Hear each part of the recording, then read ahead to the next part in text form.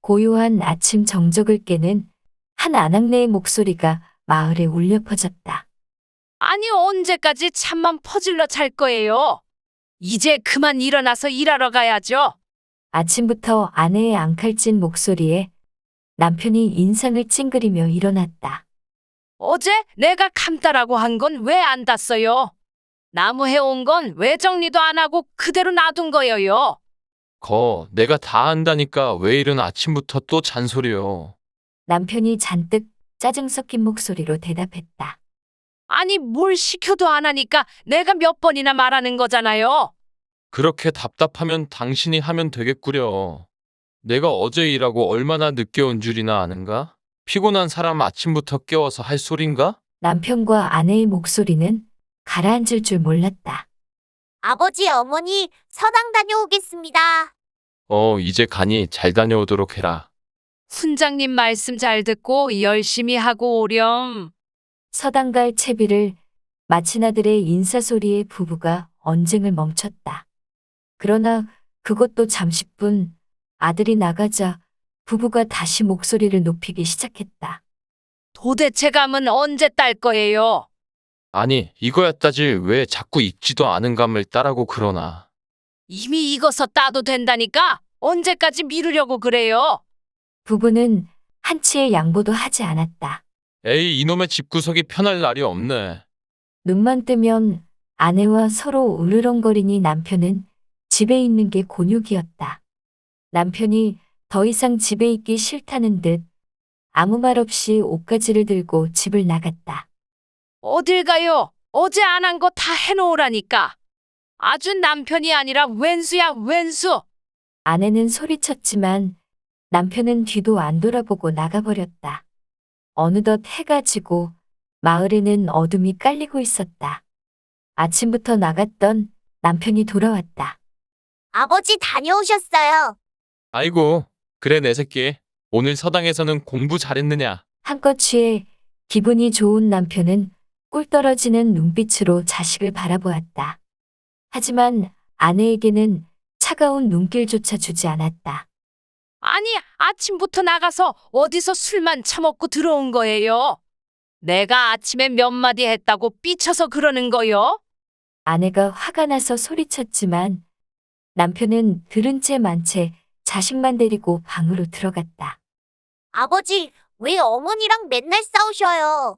두 분은 사랑하지 않으세요? 이미 하루 일상이 돼버린 부부의 싸움에 자식이 안타까운 듯 물었다. 사랑, 왜구, 저놈의 옆였네. 아주 지긋지긋하다. 내가 왜 저런 사람이랑 결혼했는지 몰라. 내 한평생 일생에 가장 후회되는 게 지금 네 엄마랑 결혼한 일이야. 남편이 고개를 절레거리며 말하자 자식이 다시 물어봤다.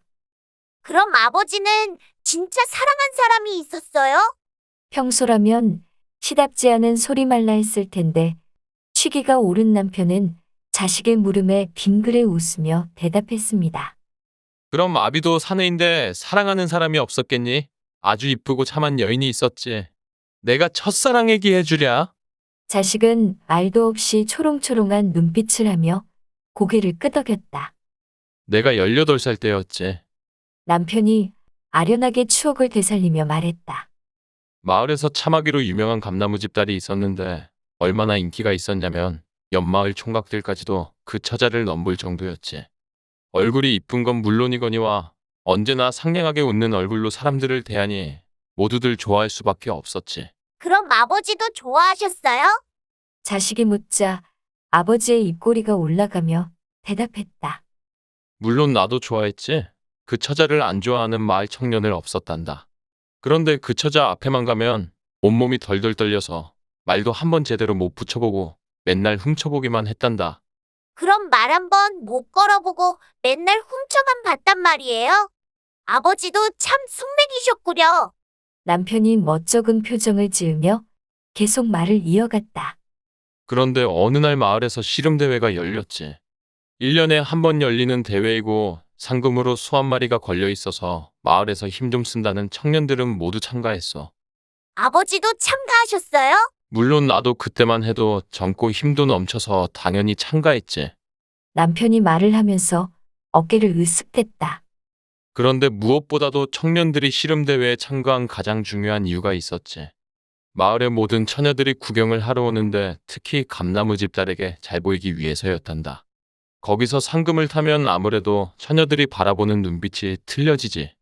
아버지가 상금 타본 경험이 있는 양 자세히 알려주었다. 아버지가 그럼 1등에서 감나무집 딸이랑 만나셨구나. 듣고 있는 자식이 신이 나서 물어보았다. 남편은 머리를 극적이며 말했다.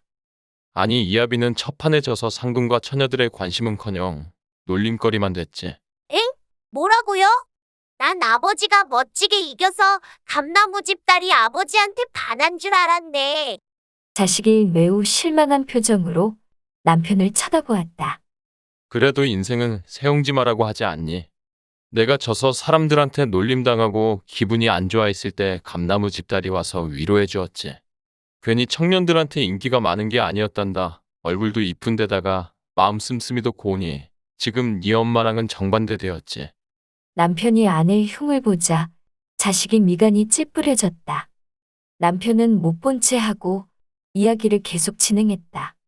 그 이후로 감나무 집딸과는 많이 가까워졌지. 그때는 정말 내가 세상에서 가장 행복한 남자였단다. 모든 마을 청년들이 나를 어찌나 부러워하던지 내 어깨가 하늘에 닿아 있었지.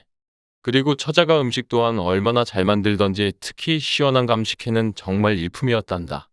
이미 그 시절로 돌아가 있는 듯한 남편의 표정의 자식은 괜시리 아버지가 얄미웠다. 아니, 그 딸이 그렇게 좋았으면서 왜 지금 엄마랑 결혼하셨어요? 그 감나무집 딸이랑 결혼하지. 빈정거리는 자식의 말투에 아랑곳하지 않고 남편이 대답했다. 그 처자 아버지가 나를 싫어했지. 이미 혼인을 약주한 남정네가 있다고 나랑 헤어지라고 하더구나. 하지만 이미 서로를 깊이 사랑한 나와 그 처자는 절대로 헤어질 수가 없어서 오밤중에 도망갈 계획을 꾸몄단다. 와, 아버지, 무슨 소설 이야기 같아요. 남편도 그 당시 상황에 몰입한 듯 마른 침을 꿀꺽 삼키고 말을 이어갔다. 드디어 둘이서 도망가기로 한 날 밤 그 집 앞에서 처자가 나오길 기다렸지. 그리고 곧 대문이 열리고 사람이 나오는데 나는 까무라칠 뻔했지. 나온 사람은 처자가 아니라 그 처자 아버지였단다. 남편의 말이 끝나자마자 방문이 열리고 아내가 들어왔다. 아니, 지금 이렇게 늦었는데 애 데리고 뭐 하고 있는 거예요? 괜히 애한테 쓸데없는 소리나 하지 말고 얼른 재워요. 한창 이야기가 재밌어지려고 하는 순간 끊기자 자식이 아내에게 말했다. 어머니 이것만 마저 듣고 잘게요. 아버지 그래서 어떻게 되었어요? 결국 헤어지게 된 거예요? 아님 둘이 도망간 거예요? 이놈아 얼른 안 잘 거요. 빨리 자. 아내가 자식을 무섭게 째려보며 말하니 자식은 더 이상 아무 말도 못했다. 당신도 술 먹어서 내일 나무캐로 못 간다 하지 말고 이거 먹고 얼른 일찍 잠이나 자셔. 그러면서 아내는 남편 앞에 차가운 감식회 한 잔을 던져두고 나갔다.